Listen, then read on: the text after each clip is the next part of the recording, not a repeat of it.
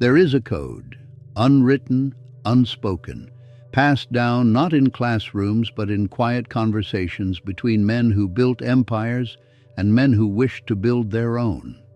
I spent 60 years in the company of wealth builders, titans of steel, kings of oil, masters of railroads and banking. I watched fortunes rise from nothing and crumble back to dust. I studied the men who kept their wealth across generations and the men who lost everything within a single decade. And I discovered something that changed how I understood money forever. The difference between those who build lasting fortunes and those who lose them is not intelligence, not luck, not even opportunity. It is adherence to a code, a set of rules so fundamental that violating even one can unravel decades of work. These rules are not complicated. A child could understand them. But simplicity is deceptive, because simple does not mean easy. Simple means there is nowhere to hide. Simple means you either follow the rule or you do not. There is no partial credit. 7 rules. That is what I extracted from 60 years of observation. 7 principles that every wealthy man I respected followed without exception, and that every man who lost his fortune had violated. Most men will hear these rules and dismiss them as obvious. They want secrets, they want tricks, they want the hidden leverage that will make them rich without discipline. There is no such leverage. There is no trick. There is only the code and the will to follow it when following it is hard. In the next 35 minutes, I will give you all 7. Not as theory, not as philosophy, as the operating system of wealth that took me a lifetime to decode. Listen carefully. Your fortune depends on it. Rule 1. Never spend what you have not yet earned. This is the foundation. Without this rule, all others collapse. The poor man spends money before it arrives. He sees a future paycheck and commits it today. He finances purchases against income he has not yet received. He lives not in the present, but in a fantasy of future abundance that may never materialize. He tells himself it is necessary. He tells himself he will pay it back. He tells himself that everyone does it, so it must be acceptable. And everyone does. That is why everyone is poor. The wealthy man operates from a different principle entirely. He spends only what he possesses, not what he expects, not what he is owed, not what he hopes will arrive. His wealth is built on certainty, not speculation about his own future earnings. I learned this rule in the harshest way possible. In my early years, before the steel empire, I made an investment based on money I expected to receive from a railroad contract. The contract was verbal, the handshake was firm, the man's reputation was solid. I had no reason to doubt the money would arrive, so I committed it. I promised funds I did not yet have to a venture I believed would multiply them. The contract fell through. A dispute arose. Legal complications delayed payment for years. And I found myself in debt, not because I had been foolish with money I possessed, but because I had been foolish with money I did not yet possess. That lesson cost me 2 years of recovery, and nearly cost me my reputation. But it bought me a principle I never violated again. Until the money is in your hand, it does not exist. Act accordingly. Here is what the poor do not understand. When you spend money you have not earned, you become a servant to the future. You must work to pay for the past. Every hour of labor goes not toward building, but toward repaying. You are chained to decisions made by a younger, more foolish version of yourself. The wealthy man has no masters. His money is his own because he never spends beyond what he holds. He answers to no creditor.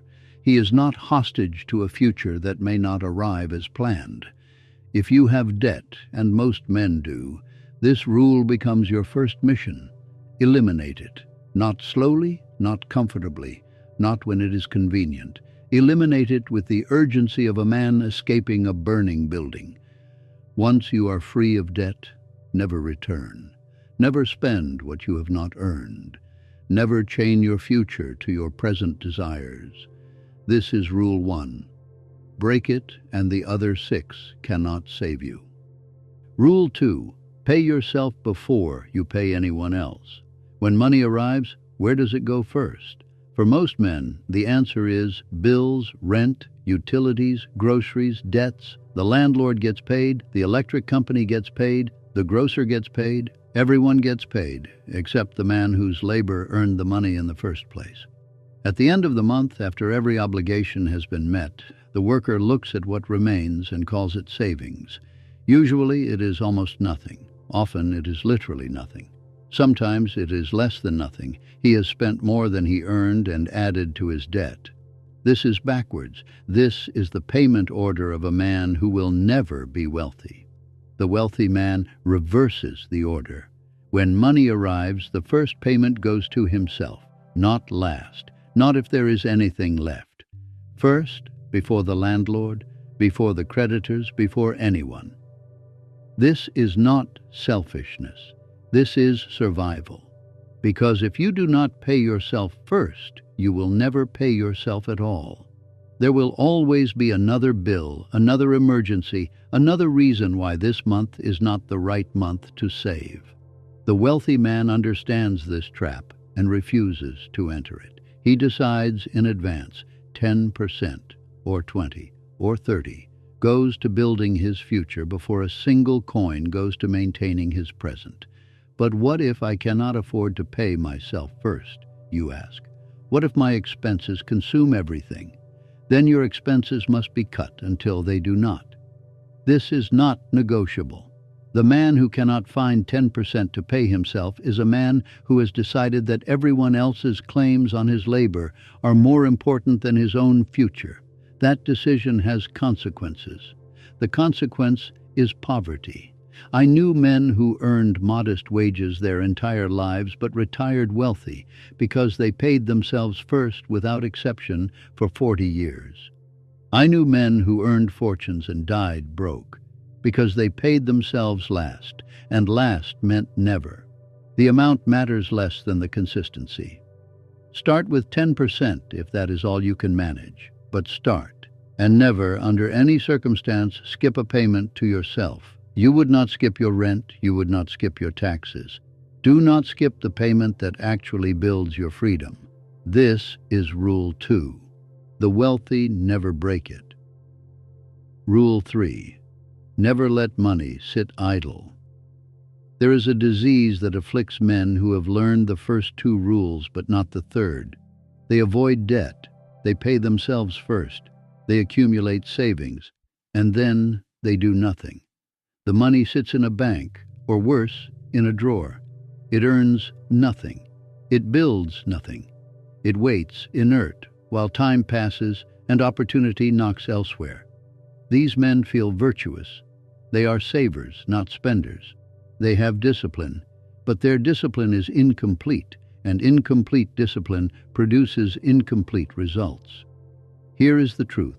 Money that sits idle is money that dies slowly. You may not see it dying. The number in your account remains the same, but the world does not remain the same. Prices rise. The value of currency erodes. The opportunities that today cost $1,000 will tomorrow cost $2,000. Idle money is a melting ice cube. It looks solid, but it is disappearing with every passing moment. The wealthy understand this. They do not hoard money. They deploy it.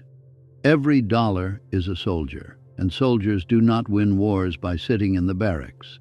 They win by being sent into battle, by capturing territory, by multiplying their force. Your money must work. It must be invested, deployed, put into motion. It must generate returns that generate more returns. This is the engine of wealth, not the accumulation of cash, but the accumulation of assets that produce more cash. Now, I am not telling you to gamble. I am not telling you to throw your money at every opportunity that presents itself. That is not deployment, that is destruction. I am telling you that money sitting in a vault, earning nothing, growing nothing, is money that has been taken out of the war for your future. It is a deserter. It serves no purpose. The question is not whether to deploy your money. The question is where and how. Which brings us to the fourth rule. Rule 4. Invest only in what you understand. This rule has saved me more money than any other. The world is full of opportunities. Men will come to you with propositions, investments, ventures, schemes that promise extraordinary returns. The less you understand them, the more extraordinary the promises tend to be. This is not coincidence. Complexity is the camouflage of fraud. When a man cannot explain his investment in plain language, it is usually because plain language would reveal its flaws. I made this mistake once, in my younger years. A man approached me with an opportunity in a technology I did not understand, a new method of extracting minerals that he claimed would revolutionize the industry. He used terms I had never heard. He showed me diagrams that meant nothing to me. He promised returns that seemed miraculous. I invested. Not because I understood the opportunity, but because I did not want to appear ignorant. I did not want to admit that his explanation had sailed over my head. My pride wrote a check that my wisdom would not have signed. The venture failed. The technology did not work as promised. My investment vanished, and worse, I could not even explain to myself exactly why it had failed, because I had never understood it in the first place. From that day forward, I adopted a rule I never broke. If I cannot explain an investment to a child, I will not make it. This does not mean I only invest in simple things. Steel manufacturing is not simple. Railroads are not simple, but I understood them. I knew where the value was created. I knew what could go wrong. I could trace the path from investment to return and identify every risk along the way. When you invest in what you understand, you can make informed decisions. You can recognize when something is going wrong before it destroys you. You can adjust, adapt, exit if necessary. When you invest in what you do not understand, you are blind. You must trust others completely. You cannot evaluate their claims. You cannot see the dangers. You are not an investor. You are a believer. And belief without understanding is the foundation of most financial ruin. The wealthy protect themselves with understanding. They say no to far more opportunities than they accept, not because they are timid, but because they are wise. They know that one investment they understand deeply is worth more than 10 investments they must take on faith. Do not let your ego push you into investments you cannot explain. Do not let the fear of missing out override the discipline of understanding. The opportunities you decline will not hurt you. The opportunities you accept blindly can destroy you. This is Rule 4. It is the shield that protects everything you build. Rule 5. Guard your reputation as you guard your fortune. There is an asset more valuable than money. It cannot be deposited in a bank. It cannot be counted or weighed. But without it, no fortune is secure, and with it, fortunes can be rebuilt from nothing. That asset is your reputation. Your reputation is what others believe about you when you are not present. It is the sum of every promise kept or broken, every deal honored or violated, every word proven true or false. It precedes you into every room and remains after you leave. A man with money but no reputation will soon have neither. Partners will avoid him. Investors will distrust him. Opportunities will close before he even knows they existed. His money will isolate him rather than elevate him. A man with reputation but no money can rebuild. Doors open for him. Others extend credit, not financial credit, but something more valuable, the credit of trust. They believe he will deliver because he always has. That belief is worth more than capital. I have seen reputations destroyed in a single moment. Decades of careful building undone by one act of dishonesty, one broken promise, one moment when a man chose short-term gain over long-term standing. And I have felt the cold wind of reputation damage myself. The Homestead Strike of 1892. I was abroad when violence erupted at my steel plant. Workers against Pinkerton guards, blood in the streets of Pennsylvania. I had left operations in the hands of my partner, Henry Clay Frick. The decisions were his. The tactics were his. But the name on the company was mine. The newspapers did not write about Frick's decisions. They wrote about Carnegie's mills, Carnegie's workers, Carnegie's brutality, even though I was an ocean away and would have handled matters differently. In a single week, a reputation I had built across 30 years was stained. Men who had admired me now questioned my character. Partnerships I had cultivated grew cold. The man who had been celebrated for building libraries was now condemned for breaking workers. I learned something that summer that I never forgot. Your reputation is not entirely in your control, but it is entirely your responsibility. You will be judged not only for what you do, but for what is done in your name. You will be held accountable for the actions of those you empower. This means you must choose your partners with extreme care. It means you must never attach your name to anything you would not proudly defend. It means you must be willing to sacrifice profit to preserve honor, because honor, once lost, costs far more to rebuild than any profit you might have gained. The wealthy guard their reputations obsessively.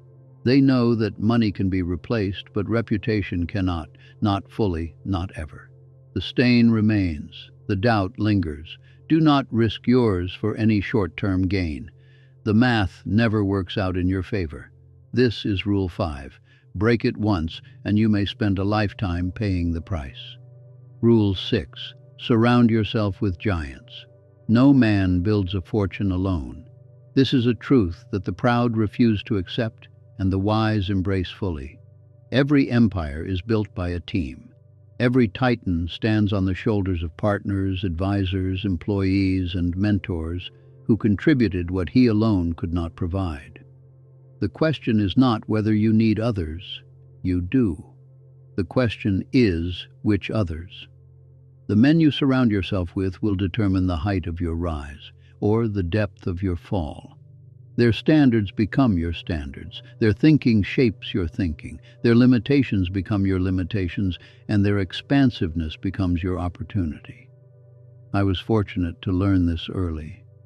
In my 20s, I sought out men who had built what I wished to build. I did not approach them as an equal. I was not their equal. I approached them as a student, hungry to learn, willing to serve, eager to absorb whatever wisdom they would share. Thomas Scott of the Pennsylvania Railroad took me under his guidance when I was a young telegraph operator. He saw something in me, perhaps only eagerness, and he opened doors that would have remained forever closed without his hand. From Scott, I learned not just business, but the art of surrounding oneself with capable men. He did not try to do everything himself.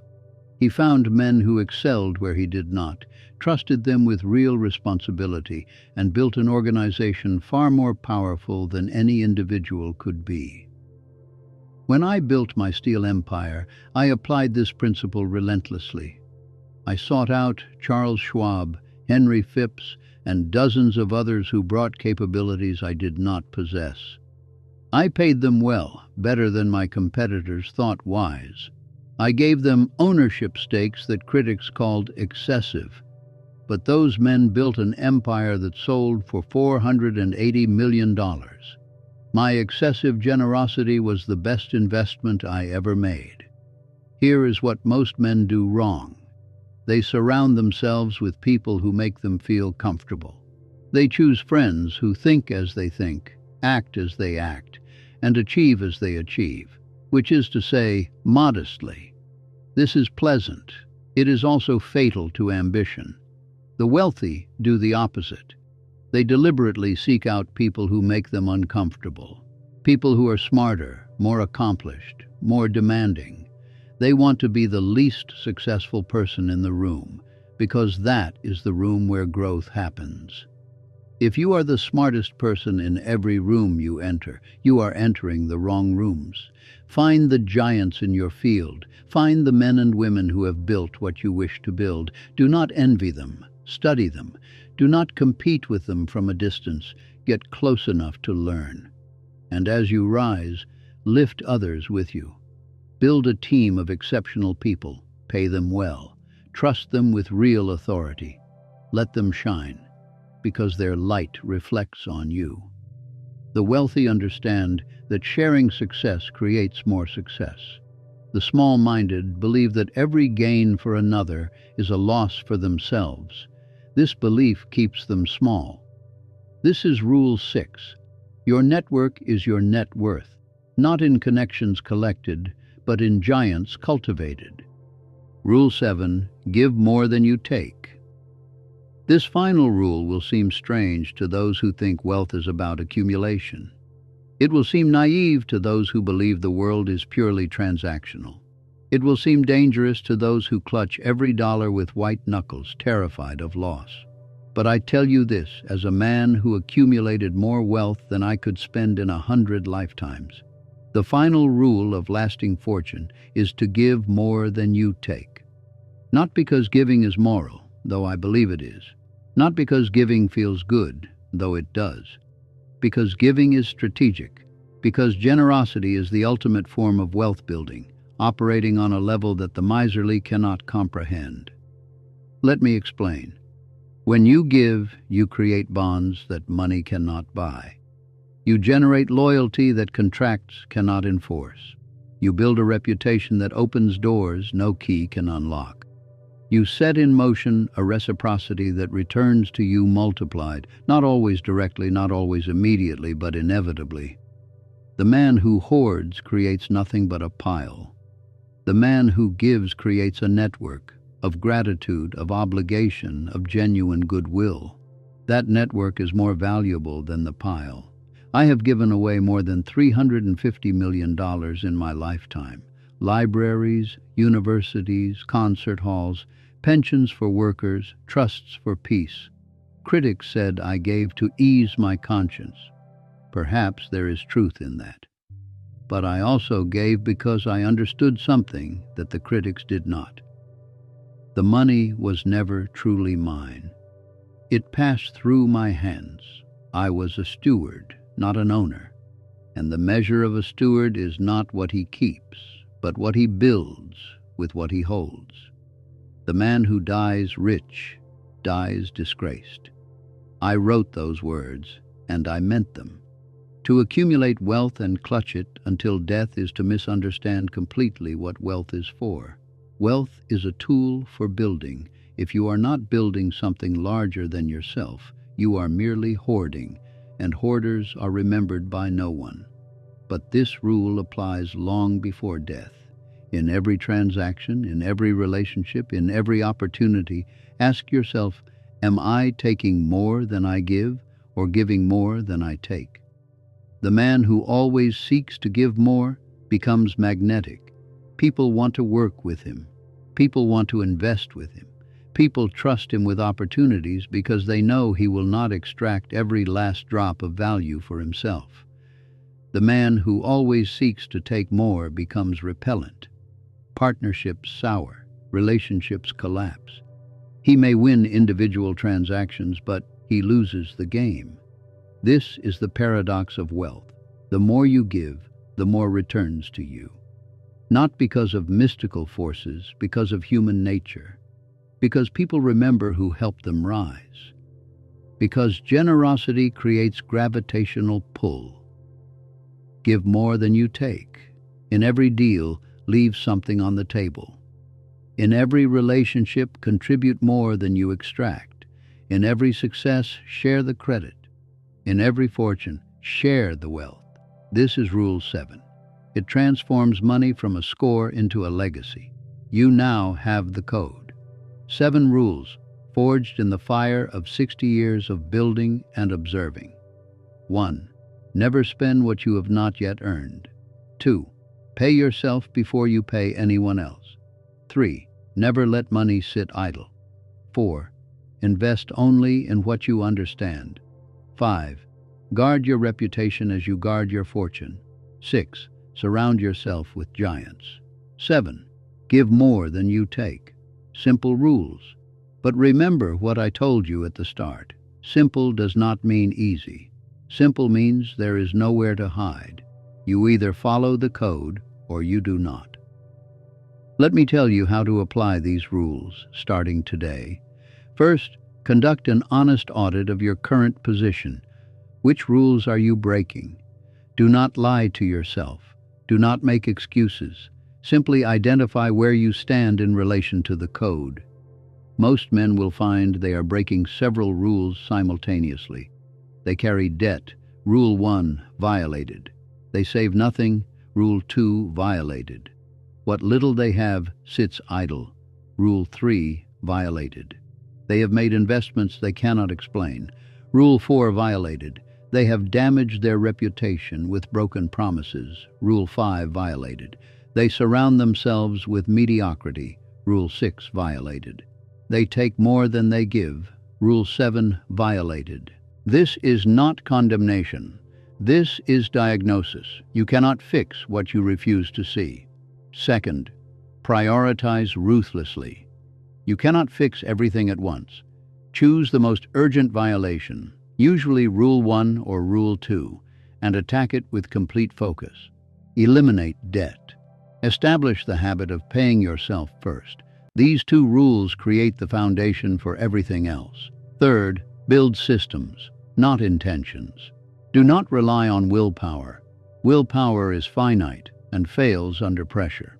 Instead, create automatic systems that enforce the rules without requiring your constant vigilance. Set up automatic transfers that pay yourself first before you see the money. Create rules for spending that prevent you from committing money you do not have. Establish criteria for investments that you check mechanically before emotion can override wisdom. Fourth, review weekly. Every week, examine your behavior against the code. Did you spend money you had not earned? Did you pay yourself first? Is your money deployed or idle? Do you understand every investment you hold? Have you acted in ways that build or damage your reputation? Are you surrounding yourself with giants? Did you give more than you took? This review takes 10 minutes. It is the most important 10 minutes of your financial week. Fifth, be patient. The code does not produce overnight wealth. It produces inevitable wealth. But inevitability operates on its own schedule. There will be months when progress feels painfully slow. There will be years when you wonder if the sacrifice is worth it. It is. The compound effect works silently at first, and then spectacularly. The man who follows the code for a decade will not recognize the man who started. The man who abandons the code because progress is slow will still be where he began, or worse. Most men live their entire lives without a code. They make decisions randomly based on emotion, circumstance, and the pressure of the moment. They wonder why their financial lives are chaos, never realizing that chaos is the inevitable result of codeless living. The wealthy are different. They have rules they never break, standards they never lower, principles they never abandon regardless of pressure or temptation. These 7 rules are not the only possible code, but they are a code that works, tested across decades, validated by fortunes built and preserved, proven by the failure of those who violated them. You can adopt them wholesale. You can modify them to your circumstances. But you must have something, some set of inviolable principles that govern your financial behavior. Without a code, you are a ship without a rudder. The winds of circumstance will blow you wherever they wish. You may occasionally drift toward wealth, but you will just as often drift away from it. You are not navigating, you are floating. With a code, you become something different. You become a man who knows where he is going and how he will get there. Circumstances may delay you, Storms may push you off course, but you will correct, return, and continue, because the code tells you what to do when the world does not. I followed these rules for 60 years. They made me one of the wealthiest men of my age. More importantly, they made me a man who could look at his fortune without shame, because it was built on principles, not plunder. You have the same opportunity. Not to replicate my fortune. The world has changed, and your path will be your own. But to build with the same discipline, the same code, the same unbreakable rules. 7 rules, simple to state, difficult to follow, impossible to fake. The code is now yours. Whether you follow it is your choice alone. The Codex is open.